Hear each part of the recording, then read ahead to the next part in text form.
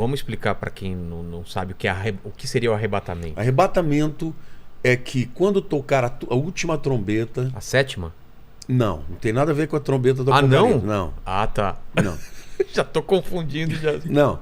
Quando tocar a última trombeta, Deus vai levar a igreja. A palavra arrebatamento é harpazo, no grego. Significa raptar.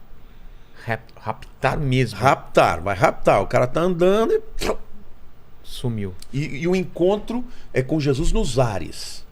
Então, diferente da segunda vinda, que Jesus vem com a igreja e vem para a terra. Entendi. No arrebatamento, Jesus leva a igreja, rapta a igreja e encontra com ela nos ares.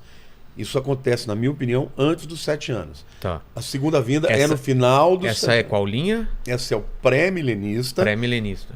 Pré-tribulacionista. Por que pré-milenista? Porque depois dos 7 anos de tribulação, vem o milênio. Tem os amilenistas, tem os pós-milenistas e tem os preteristas. O que são os preteristas? Os preteristas acreditam que todo o Apocalipse aconteceu até o ano 70. Cara, mas eles têm que fazer um malabarismo teológico tremendo. Quem é o anticristo? Nero. Mas Nero nunca fez marca. Da besta. Nunca marcou ninguém. Não teve marca da besta. Nero nunca teve um sacerdote para ser um falso profeta. No final dos 7 anos da tribulação, Jesus vem. O preterista diz que Jesus veio. Sabe aonde? Onde? Na igreja. Está reinando na igreja. Pô, mas a Bíblia diz que Satanás está preso. Eu pergunto para você, parece que ele está preso? Não parece. Ah, dá licença. Essa teoria é muito fraca. É. Então, os preteristas, eles acham que não vai ter arrebatamento quando a Bíblia diz em 1 Tessalonicenses capítulo 4 que a igreja vai ser arrebatada. 1 Tessalonicenses 4, 16 e 17 é claro. Primeiro os mortos em Cristo serão ressuscitados, depois nós, os que estivermos vivos, seremos juntamente com eles arrebatados, juntamente com o Senhor nas nuvens. Arrebatados é harpazo, raptados. Então estaremos com o Senhor para sempre. Agora, os preteristas, eles alegorizam todo o resto. Bom, já aconteceu, então, pera lá. Satanás foi preso 1000 anos? Ele está preso porque a gente igreja... está no milênio, segundo eles? Segundo eles, nós estamos vivendo no reinado de Cristo através da igreja. Nossa. É isso. E quem acredita que o arrebatamento vai ser depois da tribulação? Os pós-tribulacionistas...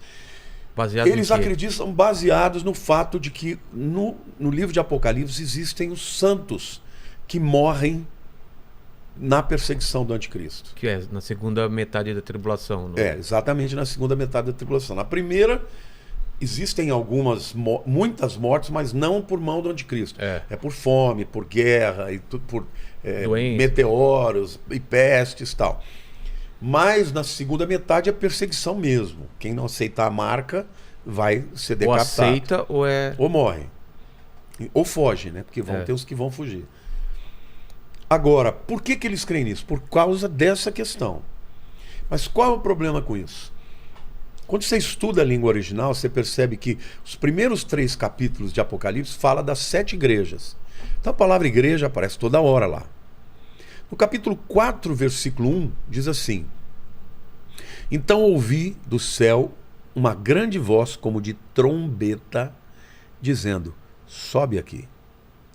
João, há 2000 anos atrás, ele teve a experiência do arrebatamento. Ele ouviu a voz, que era como de trombeta, dizendo, sobe para cá. E foi arrebatado. Foi arrebatado. E de lá ele viu todo o que aconteceu no Apocalipse. Do capítulo 4 em diante, a palavra igreja não aparece mais nenhuma vez. Só aparece santos. Isso quer dizer o quê? Isso quer dizer o quê? As pessoas que ouviram, vamos supor que você não fosse crente, eu pregava de Jesus para você, como alguns dos que estão me ouvindo, não aceitaram Jesus e vão ficar. Mas quando vier o arrebatamento, o mundo vai enlouquecer. Sim. Vai ter um monte de narrativa. Não, isso foram abduzidos, os extraterrestres e tal. Quem já ouviu pregar a pregação vai falar, não, isso foi o arrebatamento. Essa pessoa vai se arrepender e vai entregar a vida para Cristo. esta pessoa não é mais parte da igreja, mas é uma pessoa que faz parte dos santos. Assim como os judeus que vão se converter. Porque não vai existir mais igreja? Não. A igreja, ela tem um período que começa no Pentecostes, com a descida do Espírito Santo, e termina com o arrebatamento. Entendi. A partir daí, ela não existe mais na Terra. E o Espírito Santo não existe mais também? O Espírito, isso tem gente que confunde, achando que é o Espírito que vai sair. Não pode ser isso. Eu ouvi isso também, que você vai ter que acreditar Como pela mente, não pela... A Bíblia diz que ninguém diz que Jesus é o Senhor se não for pelo Espírito. Ninguém se converte se não houver a atuação do Espírito. A única diferença é que hoje o Espírito habita em nós. Naquele tempo ele vai habitar fora. Jesus, quando ele fala... aqui entre nós. Jesus, quando ele fala da vinda do Espírito Santo, ele fala: eu enviarei um outro Consolador que habita convosco, mas estará dentro de vós. Então o Espírito Santo, na era da igreja, ele habita dentro de nós. No Velho Testamento ele habitava com eles. No Velho Testamento só profetas, só artífices que tinham, reis que tinham o Espírito Santo. Por que Davi, no Salmo 51, ele fala: Senhor, não retires de mim o teu Espírito? Porque o Espírito podia sair. Hoje ele não sai. Hoje você pode entristecer e até apagar o Espírito. E se você não apostatar, ele não sai de você. O que é apostatar? É rejeitar Jesus. Se a pessoa rejeita Jesus... De coração, aí dançou. Aí não tem volta. É perder a alma, seria isso ou não? Não, é perder a salvação. Perder a salvação. Perder, e não tem volta. Não tem volta? Não tem volta. Porque Hebreus 6 fala: é impossível que aqueles que foram iluminados, que provaram o poder do mundo vindouro e da boa palavra de Deus, e caíram, e essa queda não é moral, não é pecado de sexo, nada disso. O pecado dos hebreus é que eles estavam voltando a sacrificar animais, quando Jesus já tinha morrido. Não tinha porquê. Por isso que o livro de Hebreus inteiro fala da superioridade de Cristo a toda a questão judaica. Superior aos anjos, aos sacerdotes, entendeu? A lei, e tudo isso. E porque o problema deles era... tinham se convertido, tinham reconhecido Jesus como Messias e agora estavam voltando a sacrificar animal. Então ele fala: cuidado, porque estes que foram iluminados, foram participantes do poder do mundo vindouro, da boa palavra de Deus, e caíram, é impossível renová-los para o arrependimento. Entendi. Bom, se o cara já foi renovado, é porque ele tinha nascido de novo. Então, se ele cair, é impossível renová-lo para o arrependimento. Não é no pensamento, não é com a boca, é uma decisão definitiva. Uma coisa consciente. Consciente, não quero mais, não creio mais. Eu conheci na minha vida inteira uma pessoa só. Sério? Só uma, que eu falei: esse é apóstata.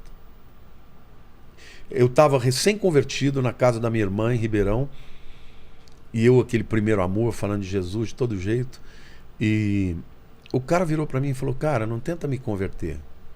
Eu falei: por quê? Ele falou: eu já fui crente. Eu falei: mas você foi mesmo? Fui. Eu fui missionário fora do Brasil, orei por pessoas, elas foram curadas. Eu já experimentei tudo isso, eu não quero mais. Pai, por quê? O que aconteceu? Não, eu acho que Deus é injusto.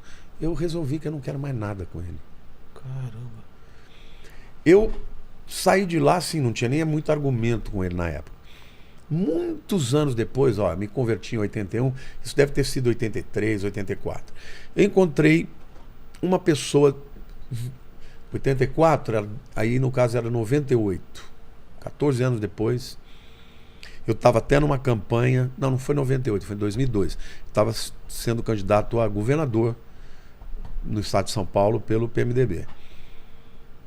E eu tinha marcado uma reunião num hotel, um hotel chique lá em Ribeirão, tinha muitos correligionários, e veio o dono do hotel conversar comigo.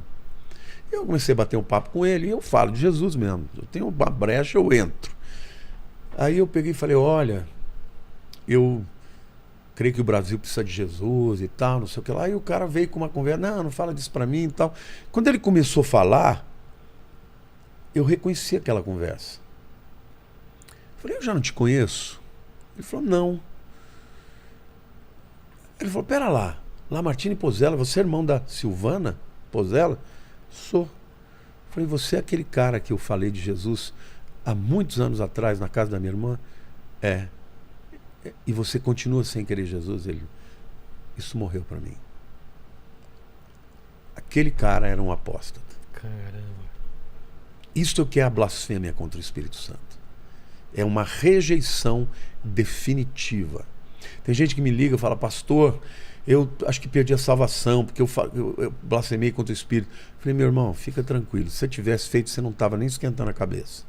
Só o fato de você estar preocupado é que você ainda quer o Espírito Santo e quer a Jesus. Fica tranquilo, dorme em paz, porque Deus não quer rejeitar ninguém.